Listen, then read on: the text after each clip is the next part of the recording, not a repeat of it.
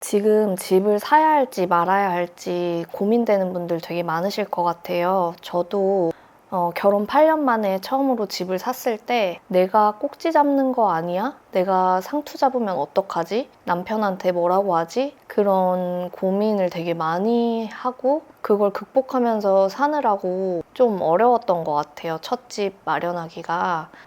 제가 그런 걸 어떻게 극복하고 결혼 8년 차 만에 집을 매매를 했는지, 초보가 어떤 마음으로 매매했는지, 그리고 그렇게 매매를 하고 나서 제 삶의 어떤 부분들이 달라졌는지에 대해서 얘기를 해보려고 해요. 제가 결혼했던 2012년도는 지금 분위기로서는 아마 상상이 되지 않으시겠지만 정말 아무도 부동산에 관심이 없는 때였어요. 그때 굉장히 유명했던 분 중에 선대인 님이라고 계신데 그분이 한국 집값은 앞으로 장기 우하향할 것이다. 이렇게 얘기를 했다고 하더라고요. 우리나라도 인구가 감소하고 있기 때문에 계속해서 집값이 떨어질 거라는 얘기를 했었고 이제 이런 유튜브까지는 아니지만 팟캐스트라든지 블로그라든지 그런 매체들을 통해서 이런 생각들이 엄청나게 확산이 됐던 시기였던 것 같아요.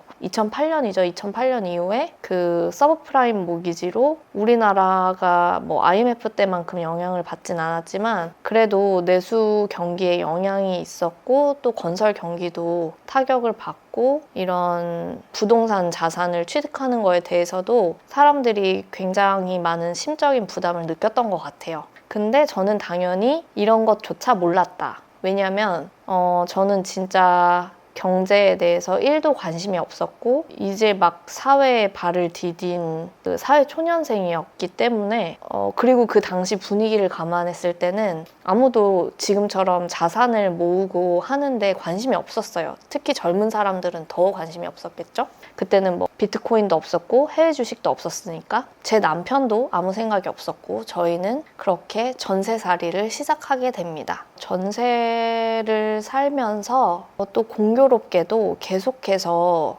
이사를 밀려 나가게 됐어요. 그러니까 처음에는 서울 중심부에 24평 구축 복도식 아파트에서 시작을 했다가 그 다음에는 더 낡은 집으로 이사를 가고 그 다음에는 더 변두리로 밀려 나간 거죠. 그러면서 그 전세라는 게 집주인한테만 굉장히 좋은 제도다라는 거를 굉장히 뒤늦게 알게 됐어요. 서울에 공급이 많지 않았기 때문에 그냥 집주인이 전세금 올려달라고 하면 군말 없이 올려주는 게 너무너무 당연했고 거기에서 뭐가 잘못됐다는 걸 인지하지 못했어요. 그래서 사실 저희가 첫 번째 전셋집에서 쫓겨나고 두 번째 집 전세를 구하려고 했을 때 그때가 2014년 말쯤이었는데 사실 그때가 서울 아파트 값이 가장 저렴했을 때였거든요. 근데 그때 부동산에 저희가 전셋집을 보러 갔는데 그 사장님께서 아니 지금 매매랑 전세 차이 얼마 안 하는데 왜 집을 안 사냐, 그냥 조금만 더 보태면 되니까 집을 사라, 이렇게 얘기를 했었어요.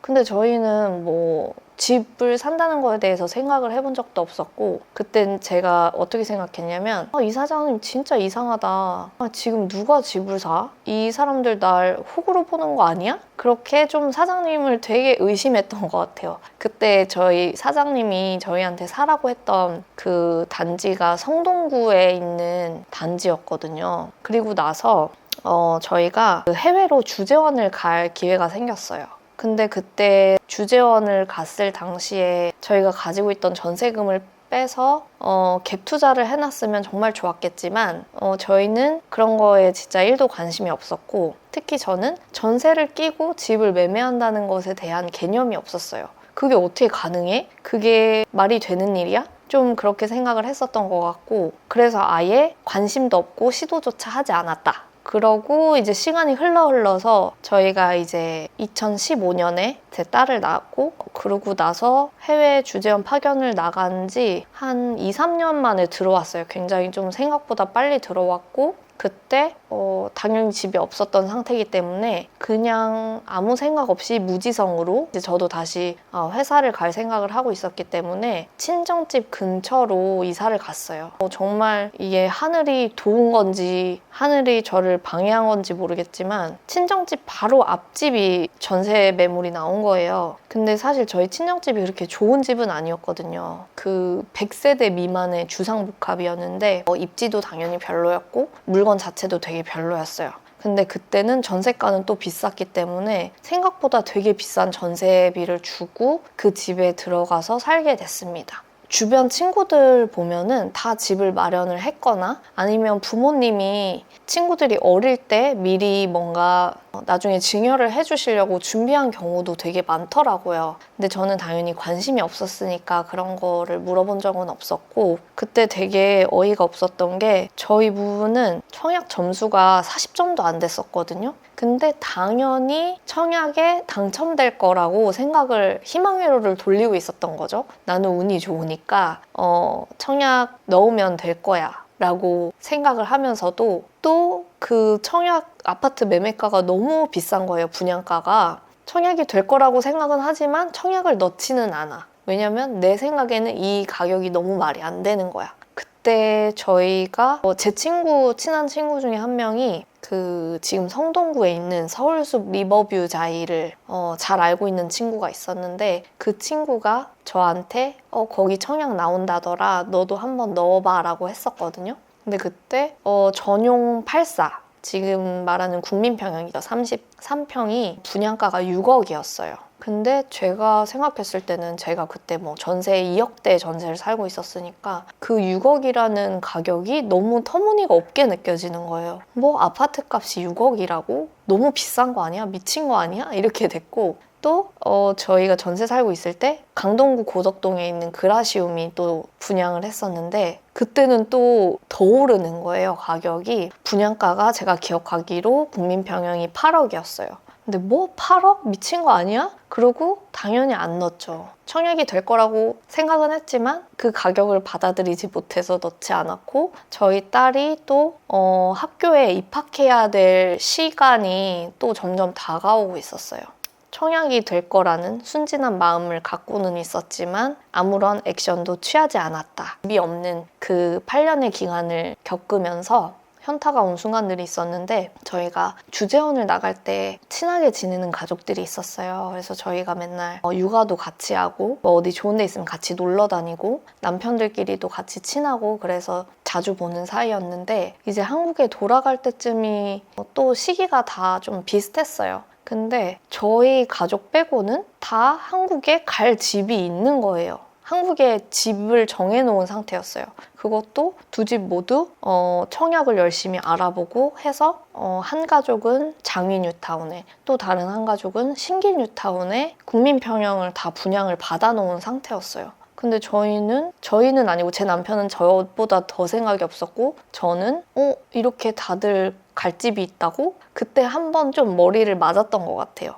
나는 별로 생각 안 해봤는데 그렇게 하다가 이게 친구 집을 놀러 갔다 오면은 더 크게 그런 부분들이 오거든요. 제 친구들이 또 다 돈이 많아요. 그래서 한 친구는 잠실에 이제 집을 매수를 했는데 그 친구네 집에 갔는데 진짜 집이 너무 좋은 거예요. 왜냐면 그 집은 또 그 단지에서도 로얄층이었고 한강뷰가 되게 예쁘게 보이는 집이었어요. 그리고 인테리어도 정말 예쁘게 해서 누가 가서 봐도 와 진짜 여기 살아보고 싶다라고 생각할 정도로 좋은 집이었는데 그 친구 집을 갔다 오면은 너무 이 사람이 위축되는 거예요. 작아지고 왜 우리 같이 고등학교 친구였는데 왜 나는 지금까지 뭘 했을까? 왜 우리는 집이 없을까? 그런 5만 가지 생각이 들면서 지금까지 집을 안 산 것이 굉장히 후회되지만 그렇다고 내가 딱히 뭔가를 할 수는 없는 상태? 그러니까 나의 눈은 저기 잠실에 가 있는데 내가 실제로 갖고 있는 돈은 택도 없는 거죠. 거기는 아예 택도 없고 그 돈에 맞게 맞춰서 가야 되는데 또 눈을 낮추긴 싫으니까 아무 선택을 안 하는 거야. 그렇게 또 시간을 계속 흘려보냈어요. 그렇게 흘려보내다가 이게 언제 현타가 크게 오냐면 나랑 비슷하거나 아니면 내가 좀 더 좋은 조건이라고 생각을 했었는데 시간이 지나서 봤는데 나는 집이 없는데 그 친구들은 되게 좋은 집에 살고 또 다 내 집이 있어. 그러면서 되게 주거 환경이 좋은 데서 아이를 키우는 그런 모습들을 보면은 그게 또 되게 현타가 많이 와요.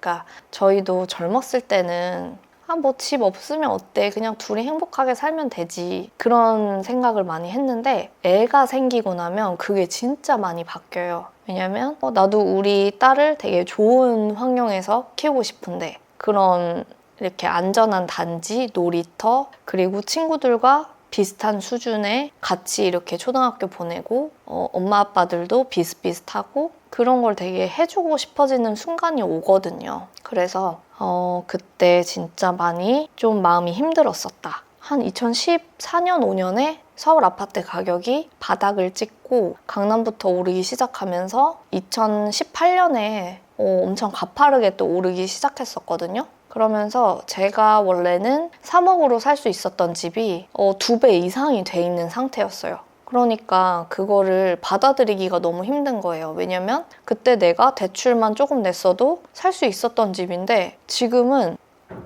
대출이 나올지도 모르겠고 그 대출을 받는 게 너무 상상이 안 되는 거야. 제가 생각했을 때 적정한 대출은 한 1억 정도인데 막 4, 5억 받아야 되니까 그게 감당이 안 되더라고요. 그래서 그게 어떻게 되냐면 처음에는 현실을 부정하는 단계로 가요. 내 수준에 맞는 집이라도 사면 되는데 그냥 집을 안 사고 싶은 이상한 심보가 생겨요. 그래서 집을 그냥 사지 않고 버텨요. 버티는데 마음은 계속 불안해. 매일 잠이 안 와. 이제 이거 전세 만기되면 어떻게 해야 되지? 어디로 가야 되지? 그런 불안감이 계속 있고 진짜 사람이 우울해져요. 그때 제가 그 부동산 스터디 카페라고 지금도 부동산에서 제일 큰 카페인데 거기를 진짜 들락날락 많이 했어요. 2019년 초반에. 왜냐면 저도 집을 사야 될지 말아야 될지 판단이 안 서니까 거기에 들어가서 막 사람들이 쓴 글을 보는 거예요. 근데 어떤 글을 보면 폭락한대. 또 어떤 글을 보면 폭등할 거래. 지금 빨리 집을 사야 된대. 근데 나는 어디에 장단을 맞춰야 될지 모르니까 너무 하루 종일 머리만 아프고 아무 결정도 못하고 마음이 불안한데 또 계속 그걸 보고 있게 되는 거야. 그래서 그때 되게 힘들었었고 그 현실 부정하는 단계가 되거든요. 그러면은 집값이 그냥 떨어질 것 같다. 떨어질 거야. 근데 하지만 지금 거래가 막 되고 있어. 특히 이제 초보들은 지금 시장이 어떤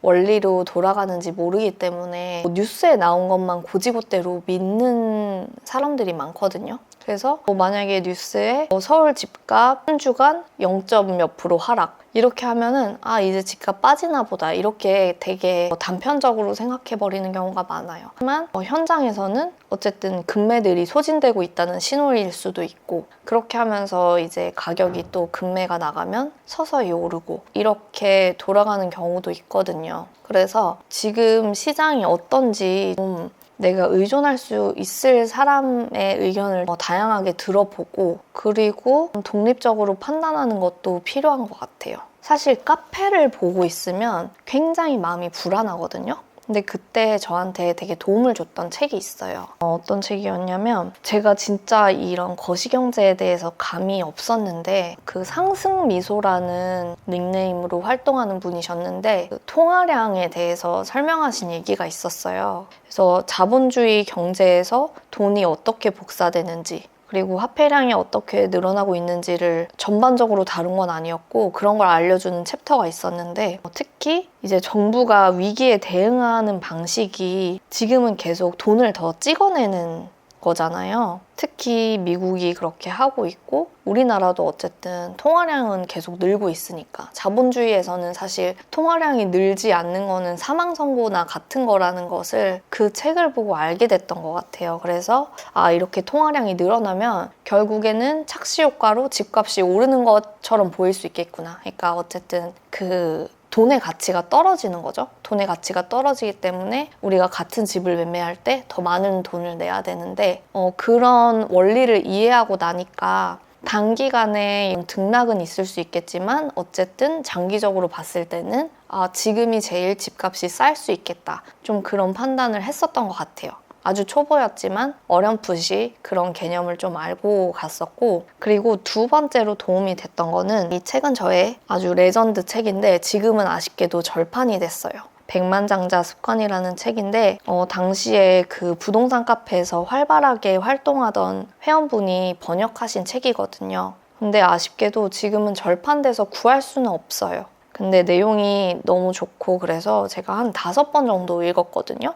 제가 이 책을 읽기 전까지는 삶에서 문제라는 게 없는 상태가 제일 좋은 삶이라고 생각했던 것 같아요. 그러니까 문제가 없어서 매일 평온한 상태가 가장 좋은 상태다. 인생을 살아가는데 제일 좋은 상태다라고 생각을 했었는데 이 책을 읽고 어떤 생각이 변했냐면 문제라는 게 살아가면서 필연적이고 그 문제에 어떻게 대응하냐에 따라서 내 삶이 더 가치 있는 삶이 될 수가 있다라는 거를 이 책을 통해서 깨달았던 것 같아요. 그래서 그 당시에 저의 문제는 가족이 안전하게 살 수 있는 보금자리가 없었다는 거고, 처음에는 나는 왜 우리 집은 왜 돈이 없지? 왜 나도 좀 더 부잣집에서 태어났으면 좋았을 텐데 나도 좋은 직업을 가졌으면 더 좋은 데 살 수 있지 않았을까? 그런 좀 되게 좌절감이 많이 들었었거든요. 근데 이 책을 보고 나서는 현실을 좀 직시할 수 있게 됐고, 내가 이 문제를 해결하려면 어떻게 해야 될까? 어쨌든 인식을 했으면 또 행동을 그에 맞게 해야 되잖아요. 그래서 제가 부동산 문을 두드릴 수 있게 좀 도와줬던 책인 것 같아요.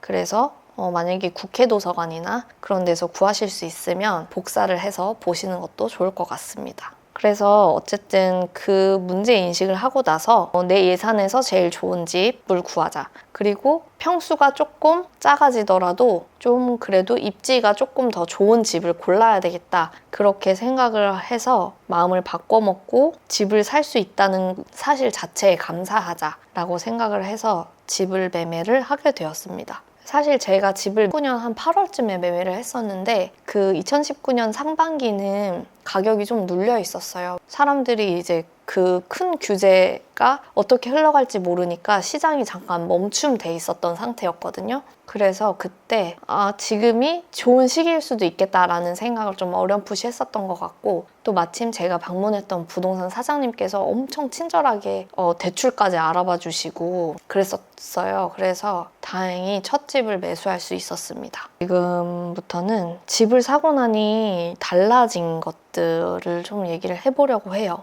일단은 제일 큰 점은 자산을 불리고 돈을 모으는 것에 좀 관심이 더 커진다는 거예요. 그 전까지 저희 부부는 진짜 돈 쓰는 거밖에 몰랐어요. 맨날 맛있는 데 가고 비싼 데 가고 그냥 진짜 월급 받으면 다 써버리고 그런 거밖에 안 했었거든요. 해외여행 가고 다 마찬가지지만. 근데 그 뒤로는 특히 아파트 가격이 오르는 걸 보게 되면 조금 더 좋은 데로 가야 되겠다. 그런 생각이 또 절로 들어요. 그래서 그런 재테크에 전반적으로 관심을 갖게 된 게 가장 큰 변화인 것 같습니다. 그리고 두 번째로는 그 전에는 제가 좋은 신발, 좋은 코트, 좋은 가방을 매도 집이 없다는 사실 때문에 항상 위축됐었거든요. 근데 지금은 그냥 유니클로 입고 시장 바닥에서 산 옷 입어도 항상 뭔가 마음이 부자 같은 느낌이 들어요. 그냥 집이 있다는 사실 하나만으로 그냥 세상을 다 가진 것 같고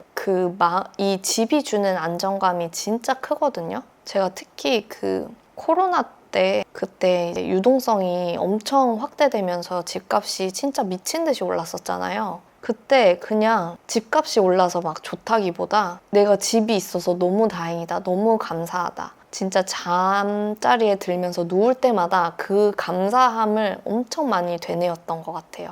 좀 삶을 더 긍정적으로 볼 수 있게 됐다? 그리고 어쨌든 집값이 폭등하길 원하진 않지만 떨어지는 걸 바라진 않잖아요. 그래서 좀 우리나라가 더 잘 돼야 되는데 우리나라가 잘 됐으면 좋겠다. 좀 그런 생각을 좀 긍정적으로 하게 되는 것 같습니다. 그리고 가장 큰 거는 우리 가족들 모두가 안정적인 거주 환경을 누릴 수 있다는 게 진짜 큰 변화인 것 같아요.